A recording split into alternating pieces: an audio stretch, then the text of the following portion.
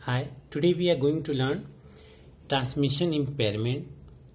Signals travel through transmission media which are not perfect. The imperfection causes signal impairment.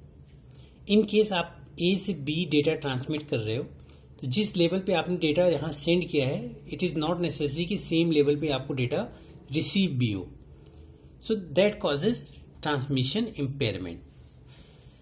So three causes of impairment: attenuation, distortion and noise. तो attenuation में क्या होता है कि जिस strength से, जिस एनर्जी से आपने सिग्नल ट्रांसमिट किया है, फॉर एग्जांपल P1 पॉइंट से आपने एक सिग्नल ट्रांसमिट किया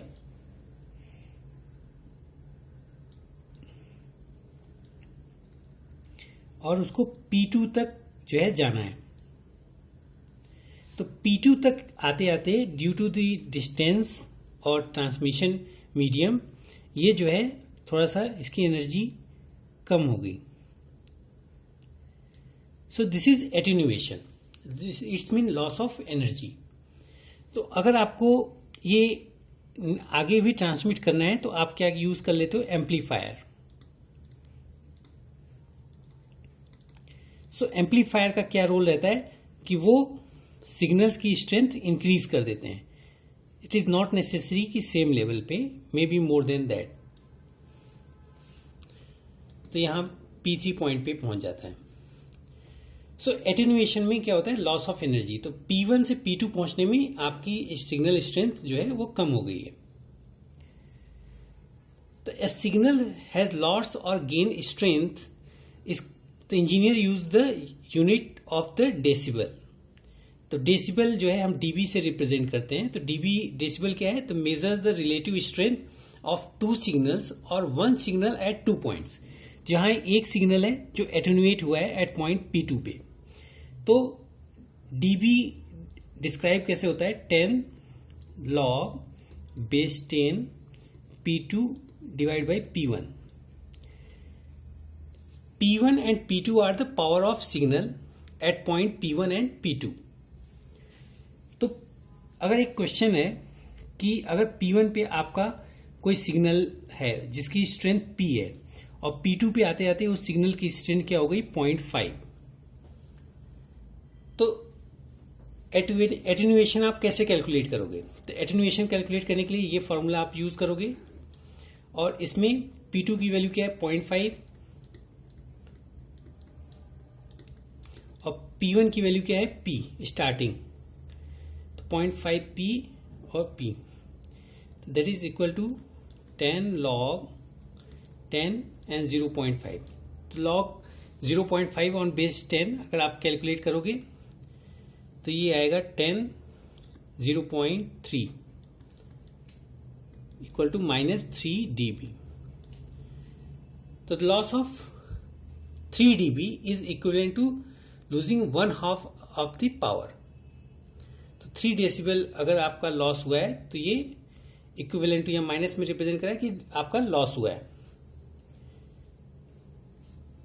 second is distortion. Transmission impairment में सेकेंड टर्म यूज होता है डिस्टॉर्शन. तो डिस्टॉर्शन में क्या होता है कि सिग्नल चेंजेस इट्स फॉर्म और शेप. देखो शेप तो यहां भी चेंज हो रहा है कि यहां लॉस एनर्जी सिग्नल लॉस हो रहा है, बट डिस्टॉर्शन में आप क्या है? कंपोजिट सिग्नल यूज करते हैं. तो कंपोजिट सिग्नल में क्या है कि फॉर एग्जाम्पल 2 सिग्नल्स हैं जिनको कंबाइन करके आपको सिग्नल ट्रांसमिट आपने किया.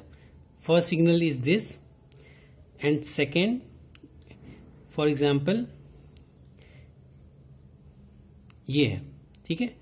तो इनका कंपोजिट सिग्नल आपका क्रिएट हो गया है लाइक दिस. यहां से स्टार्ट हुआ और कुछ इस तरीके से आपका कंपोजिट सिग्नल क्रिएट हो गया. ठीक है. तो जब आपने इसको सेंडर प्लेस से, सेंडर के पास ये कंपोजिट सिग्नल था, कॉम्बिनेशन ऑफ दीज टू, इसको आपने सेंड किया रिसीवर पे. और रिसीवर में क्या हुआ कि इन दोनों सिग्नल कंबाइंड आपका कंपोजिट सिग्नल ट्रांसमिट हुआ था. तो किसी पर्टिकुलर टाइम पे ये सिग्नल तो पहुंच गया, बट सेकेंड सिग्नल जो है वो थोड़ा डिले कर गया. तो डिले करके कुछ टाइम पे जो है यहाँ पे रिसीव हो गया, ठीक है। तो इसका कंपोजिट सिग्नल क्या हो जाएगा, कुछ डिस्टॉर्टेड फॉर्म में हो जाएगा, like this, it will be some distorted form. तो ये जो है डिस्टॉर्शन किस लिए हुआ, क्योंकि आपका जो कॉम्बिनेशन ऑफ सिग्नल्स थे उसमें कुछ डिले परफॉर्म हुआ। सो ये जो है ट्रांसमिशन इम्पेयरमेंट का रीजन है। Third is noise. नॉइस में क्या है कि आपने सिग्नल सेंड किया, इवन आपने सिंगल ही साइन वेव सिग्नल सेंड किया सेंडर से, और रिसीवर पे जो है वो कुछ और फॉर्म में रिसीव हो गया, और ड्यू टू दी नॉइज, तो नॉइज क्या हो सकते हैं, thermal noise, induced noise, crosstalk, impulse. Crosstalk में क्या होता है कि आप एक ही जो है वायर के थ्रू दूसरा वायर भी आप कनेक्ट लेके जा रहे हैं सिग्नल में, और दोनों को क्रॉस कर रहे हैं, तो मे भी दूसरे सिंगल इंटरफ्रेंस आपका जनरेट हो। थर्मल नॉइज में क्या है कि एक पर्टिकुलर टेम्परेचर पे आपने सिग्नल ट्रांसमिट किया है और नेक्स्ट पे टेम्परेचर बहुत हाई है, तो सिग्नल की जो है स्ट्रेंथ भी चेंज हो जाएगी। So these are the causes of transmission impairment. Thank you.